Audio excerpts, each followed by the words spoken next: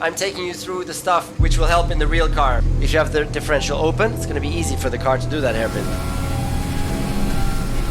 He's built the best infrastructure, the best wind tunnel, the best everything.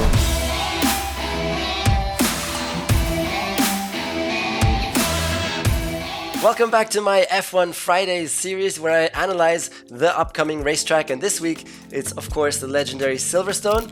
And because the feedback was so incredible for the last analysis that I did for Hungary, I'm going to be doing this now for every single upcoming racetrack on the F1 calendar, so I hope you'll join in for all of those. First up is going to be the in-depth slow lap, where I'm going to take you through every single detail that you have to do to master this Silverstone track. After that is going to be the super fast hot lap, and then we're going to end as usual with the Q&A.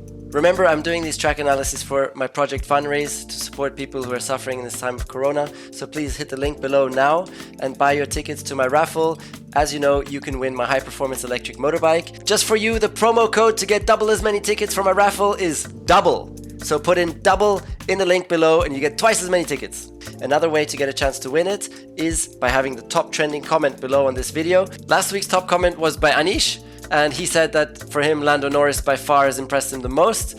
I do agree that Lando has been super impressive and he's going to be, a great hopeful for the future. But he's right up there, one of those guys. So congrats, Anish, for the 100 entries to my raffle. So this week, again, try to comment below. And the question that I want to ask you and you need to comment on to be able to win the tickets is, what's your favorite F1 memory of all time and why?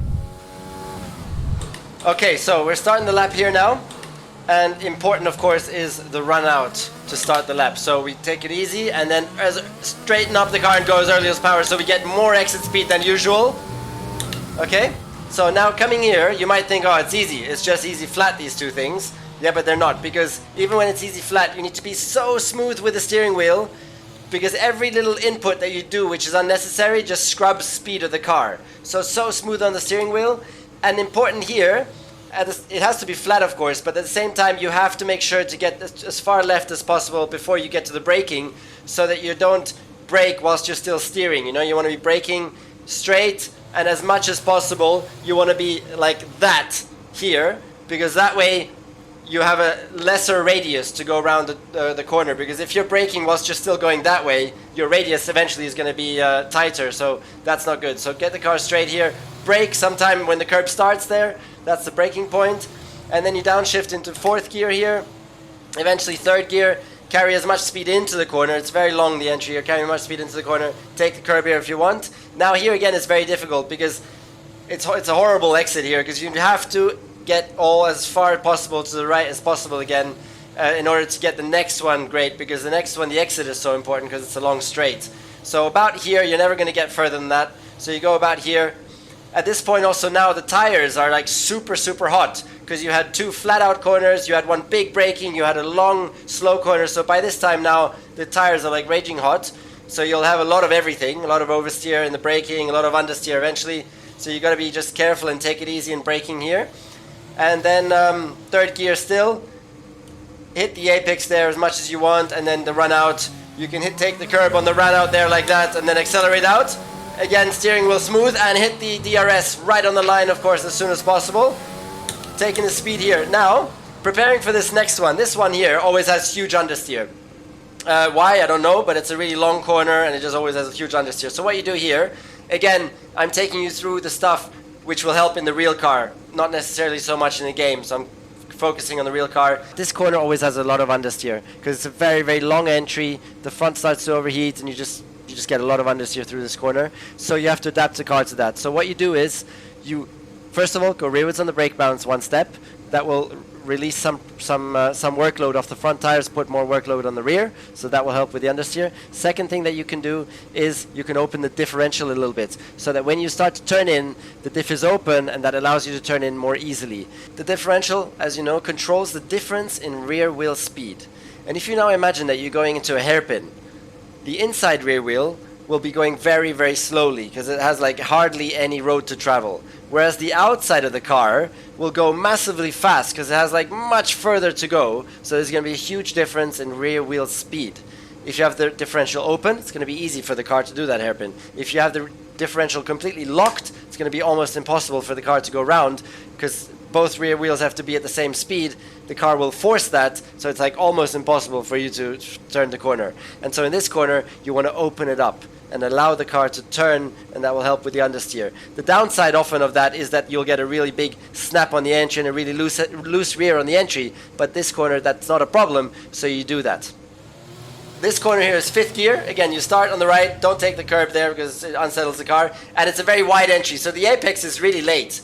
So you take it wide here, and it's really late because, again, you need to cut back over to the left for the next corner. So the next corner is important. So 5th gear, cutting in here, you can take a lot of the curb all the way up to the red sausage curb here.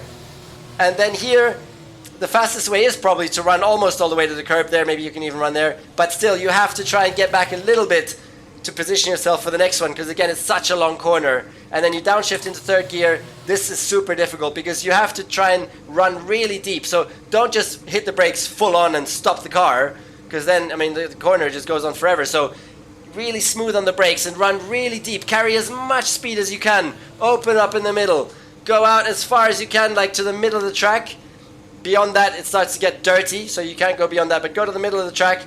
And then here is your minimum apex speed, so it's really late. And then you rotate the car, so even though it's a long corner, you still make like a V out of it. And then you rotate the car in here as soon as you can on the throttle, and it's so early, like it's much earlier than you think. Flat out on the throttle. It's not a problem if you miss the apex here on the inside. It's not too sensitive to that. Of course, it is best if you are close to the apex, not too sensitive. So you can be somewhere here, and then flat out on the throttle, and just you gotta kind of pray, like, okay, I'm so early on throttle. If eventually I'm forced to lift off because I'm running out of road, you're gonna lose so much lap time. So you kind of have to pray and just hope that it's gonna work out and you're gonna not run out of road. So here, throttle, and you got all the way to the sand to use, you know. But if you obviously go to the sand, then it's game over. So you got all the way to the sand, and there's a little bit of guesswork that has to be done there. Accelerate again, very smooth on the steering wheel here, not to scrub off any unnecessary speed. Really, really careful.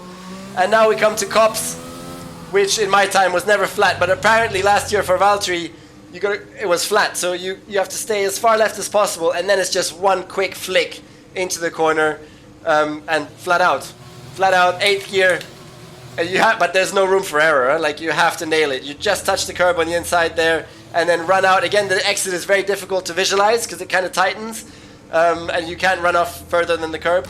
Now for this next section, you can also do another setup change, and you can increase your engine braking. Your engine braking is kind of like a handbrake. In the middle of the next corner further down the road, you're always going to have quite a lot of understeer. It's quite a fast corner, it's like 5th gear, but for a short while you're off throttle. In the periods where you're off throttle and off the brakes, engine braking decides how much braking is still left on the rear tires. If you have full engine braking, it's like there's still a handbrake on, and if you have no engine braking at all, then you're just gliding along. So there's still a big role to play there. And for the next one, where you're going to be rolling into the corner, a lot of engine braking can really help in that split second of a moment, mid-corner, to get that car turned and to get you early on the throttle fast. So here for the next corner, up on the engine braking. Let's continue on, 8th gear. Now comes, beautiful section, one of the best sections in Formula 1. Again, keep on the right, so as to dive back and stay and hug the left-hand side here, because one corner flows into the next. So it's always best to still be well positioned for the next one. So here you're a little bit positioned to the left, and then diving into the right, here you can take all the curb all the way to the red sausage curbs. Again, try and stay, it's still flat, you're still flat, and try and stay as far left as possible. So you're really trying to put the car to the right as much as you can. And then this next one here is the first time you start to lift off the throttle, and you might touch the brake a little bit. So you have throttle and brake on at the same time. And you're still in 8th. Again, here you can take most of the curb on the inside. Again, try and stay left if you can. And then now here, brake a little bit harder, lift off the throttle completely for a really short time, downshift into 6th gear, bang, bang. And then, again, you have to get on the power as soon as possible. So even before the corner, you start feeding in the throttle again carefully. And then you try and hold it, and as soon as you can, flat out. And again, you kind of have to pray, am I going to make it or am I going to run out of road? Because it tightens up again, and you need to use all the exit here. So you use all the exit curb, run up there, even though it gets really uncomfortable, but you just have to stay on the curb and have to stay flat out, and then hit the DRS as well as soon as you can. Again, open up. Don't scrub the speed from the car, so let the car flow, open up onto the back straight. You're on DRS now. This is the longest straight of the track. So just do a direct line to the braking point, so you don't have to do unnecessary scrubbing. Okay, this corner here is difficult. By now, you still have the brake balance rearwards, because again here it's more understeer on the entry. You arrive in 8th gear, and you dive into the corner with a very, very long braking, diving into the corner here. Downshift to 6th gear, and as soon as you can again start feeding in the throttle, hug the inside. It doesn't matter so much if you're able to touch the curb or you're slightly offset to it, not too sensitive. The exit again, super difficult because you just can't see it. So you have to go by memory and just hope, okay, hope you don't run on the road. So there's quite a few corners like that. So again, full on throttle 6th gear, and then you run it really out here, all the way to the touching the green stuff there. And now you have a really small amount of time. Brake balance forwards, tighten the diff again, because now you're going at slow speed stuff where the rear will be more nervous on the entries. And braking right on the white line at around 80 meters, and you're arriving in 7th, I guess. Then you downshift into 3rd gear, and here again, very, very tight here. Don't run out too wide because the next one is really important. But since the exit is not so important as usually, because the end of the lap is right after the exit, you can compromise the exit a bit more than usual and run out more here and make the next one tighter, and just make sure you carry as much speed through here, because the entry and middle of the corner of the section is more important than the exit for overall lap time in this particular instance. So here again, you can hug the inside curb, and then as flat out as soon as you can. And here it's like super nervous, huh? You're like all over the place with the rear because you've got big overheating on the rear tires as well by this time. So you're like trying to control the car. You go all the way to the sausage curbs there, very uncomfortable as you're struggling with traction. But put the power down. You have to put the power down. I mean, you have to be flat by now. There's no other way. Otherwise, you lose a hell of a lot of time. And then upshift 4th gear again. Touch the inside curb. By here, it's easy now. And then just, I don't know, put your head down, and it's the end of the lap. Lap time done. So I hope that was interesting. That's how to do a special Silverstone lap time.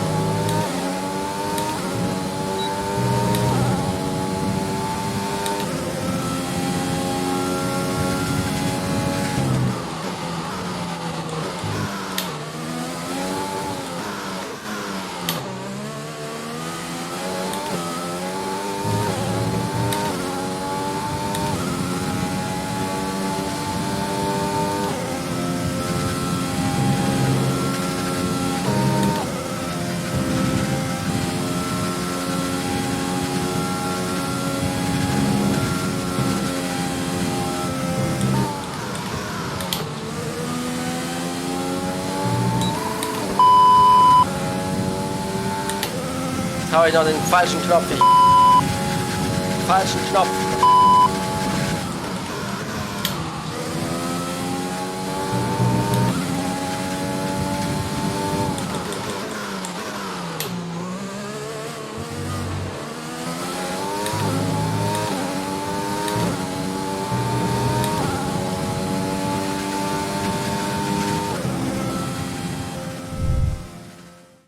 Here we are now for the Q&A session. You appreciated the previous ones, so let's go. Question 1. Why is Silverstone particularly well suited for Mercedes cars? Silverstone is an aerodynamics track, high-speed aerodynamics, and the aerodynamics on the Mercedes cars are just simply the best because they have the best aerodynamicist in the paddock, and they have him in the team since 10 years, and he's built an incredible team. He's built the best infrastructure, the best wind tunnel, the best everything, so they're just nailing it. Question 2. How does the technical setup of the car, especially brake balance, change in Silverstone compared to the first 2 tracks? So the setup in Silverstone is completely different because you have a high-speed track, so you need to make the car a lot stiffer, for example, to cope with those high-speed G-forces. You need a lot stiffer car mechanically. Aerodynamically wise, you're probably even a bit down on aero compared to Hungary because you still have a lot of straights where you need to be fast, so you're not at complete max downforce. So those are, I think, the main differences, and that's it really. Question 3. How difficult is it to hit the apex of Maggots Beckett's when going 300 kilometers an hour with over 6 Gs? It is very, very difficult, especially even cops, because cops, it's like you have this instant turn in and you're going flat. And if you miss that instant turn in ever so slightly, you're either going to take way too much inside curve, it's going to throw you off, or you just miss the apex completely. So as you saw on my Hotlap, it's so difficult to get that turn in right and to nail it. Super, super challenging. Question 4. How do teams whose cars perform better on tight technical tracks like Monaco Hungary plan to attack teams who are better suited to power tracks like Silverstone? So Monaco Hungary, the efficiency of your car is not so important. You know, you can bang on loads of downforce and it doesn't have to cut through the air so well because the straights are not important. In Silverstone, you need the downforce to work really well, but you also need to cut through the air well and be quick on the straights. And that aerodynamic efficiency just really comes out in Silverstone, and there the best teams will always make a big difference, in this case Mercedes.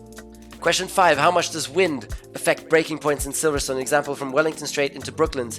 How do you adapt to changing wind conditions? So I haven't taken you through that yet, but thank you for mentioning it. And on the next slow lap I'm going to be doing, I'm going to take you through and include the wind as well, because it plays a huge role, and depending where the wind is, you need to brake differently, because if you have the wind behind, you have to brake a lot earlier, because you have a lot less wind speed from the front, and therefore less downforce. If you have the wind from the front, you have even more wind speed than usual on the car, and so more downforce, more grip, so you can brake much later. Problem is, when you turn the corner and you're going back on power, then you suddenly have the wind from the back. So going on power, you're going to be all over the place, and you can't put down the foot on the throttle in that exit compared to other corners. So it's really, really an added complication.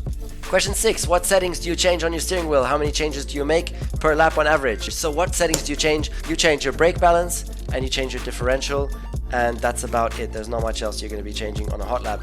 And then how many times do you change it per lap? It really depends on the driver. I was using it all the time to try and get an advantage out of it. So I would do 1 or 2 changes after every single corner on a hot lap. So if you really nail that, you're going to have an advantage. Question 7. How much would you agree with the statement cars are developed around a particular driver? That's not true at all. Cars are just developed full stop for being the best possible car, and then the driver will do the fine-tuning in the setup to make the car to his liking as much as possible. But that's the problem, that sometimes if you like the car is developed and suddenly it's got a quite nervous rear like Sebastian had last year, you'll really struggle to get to terms with it, and the team can't do much. You know, you just got to live with it until you get to next year's car, and you hope that they've improved the thing a little bit for you. And an extra question: Max Verstappen's mechanics repaired his car at elite level speeds in Hungary.